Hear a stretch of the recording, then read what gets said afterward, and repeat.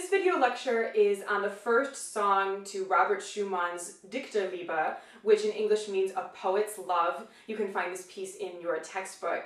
Dichterliebe is what is called a song cycle. A song cycle is a collection of songs, sort of similar to a suite for an instrument that we talked about in the Baroque era. If you recall that a suite is a collection of pieces for an instrument, a song cycle is a collection of songs for a singer. And the collection usually has some kind of unifying theme, or some element that brings the songs together. So the songs could all be about the same topic, or maybe the songs tell a story, something that brings the songs together under one cycle. And in this case, in Dichterliebe, we have the story of a poet in love.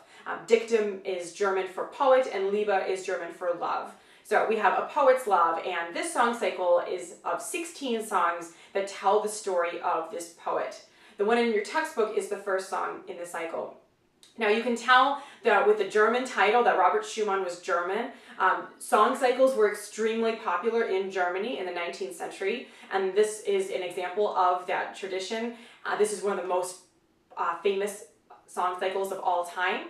And so when we're talking about the songs in a German song cycle, we often use the German word for song to talk about them, and that is Lied. That's L-I-E-D. Is the German word for song. Plural is Lieder, L-I-E-D-E-R. Just know that your textbook's going to use that word when talking about songs from German song cycles. I'm going to use that word. If you go to a concert, they're going to use that word just because they're talking about a German song. So they're going to use the word Lied to talk about it. Okay, so Dichterliebe is called A Poet's Love in English, and it is a collection of 16 songs. It is for voice and piano, which is what a song cycle is going to be for, some kind of singer and piano. And in this case, it's for baritone and piano. Remember that baritone is that middle male vocal part. You have a tenor, baritone, and bass in that order. So baritone is a mid-range of a man singing. So we could say that this is an example of chamber music because it's just for a singer and piano. It's something that you would not hear in an opera hall, that you'd hear in a recital setting. So maybe if you go to Halsey Recital Hall, you would hear people singing a song cycle. So do not confuse song cycles with opera. They are a totally different genre. They just happen to be for singers, but it's just going to be a singer and a piano. We turn now to the first song where we meet the poet. And this song is called In the Lovely Month of May. It is sung, of course, in German, but the words are in English provided in your textbook. And if you went to a concert of Dichterliebe, they would give you the words in English so that you would know what the singer's talking about. And it may seem weird to be listening to music that's in a different language, but you get used to it, and when you have the words in English, it's not so bad. So I'll read you the words. This is a very short song. It's called In the Lovely Month of May, and it starts, "In the lovely month of May, as all the buds were blooming, then in my heart did love rise up. In the lovely month of May, as all the birds were singing, then did I confess to her my longing and desire." So we meet this poet, and he's obviously in love, and things are looking pretty good. Birds are singing, the buds are blooming, we're in springtime. The form of this song is strophic.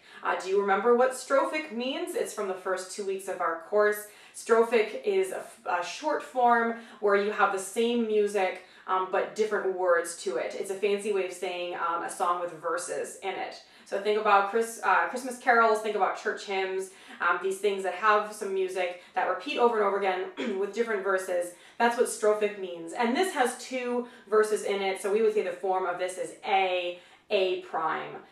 For one verse and then another verse with the same music, different words. This piece is in a major key, but I'm going to play for you the beginning and talk a little bit about it. It begins with the piano playing all by itself, and it sounds like this.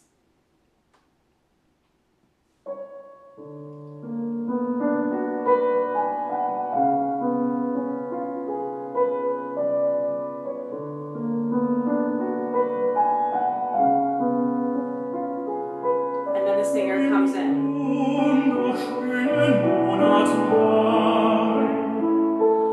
And then he keeps going. So the piano at the beginning is kind of weird, right? We don't really get the sense that it's in a major key. In fact, we don't really know what's going on. The piano sounds like it's just wandering around. And that's not anything technical musically speaking, it's just what it sounds like. It just sounds like the piano is sort of drifting along.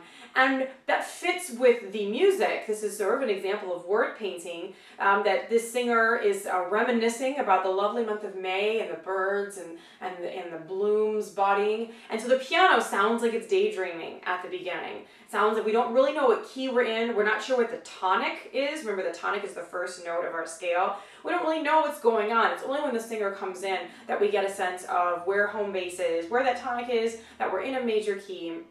But that wandering piano part becomes important throughout the cycle. It happens at the beginning of this song. It also happens at the end of the song to kind of transition to the next song, say that we're not done yet. This is only the beginning of our story. And you're going to hear in the last song of the cycle that the piano part comes back again, that wandering piano part.